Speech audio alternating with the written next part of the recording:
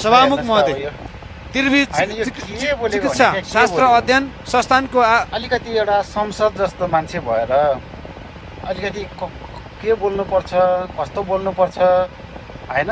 यो त अन्तर्राष्ट्रिय जगतले हेरिरहेको छ, नेपाली मात्रै होइन क्या, अन्तर्राष्ट्रिय जगतले हेरिरहेको हुन्छ। अनि नेपालीको बेइज्जत हुँदैन यस्तो गर्दाखेरि? अलिकति लेखेको कुरो पनि पढ्न आउँदैन भने बरु बोल्दै नबोल्नु क्या, चुप लाएर अरूले बोलेको सुन्ने, बस्ने, ताली पड्काउने गरे भइगयो नि। पढाइ लेखाइ छैन भने के भने जनताहरूले पढाइ लेखाइ नै नभएकोलाई माटोबाट उठाइदिएर पठाइदिएको हो होइन? पढाइ लेखाइ भएको भए त देखि त सधैँ यस्तो त हुँदैन नि त। थोरै तिनो गल्ती कमजोरी जसको पनि हुन्छ होइन, सानोतिनो। तर अस्ति पनि त्यस्तै टोल बनिरहेको छ, अहिले पनि त्यस्तै छ, अनि जतिखेर पनि त्यस्तै। कस्तो हो र यो?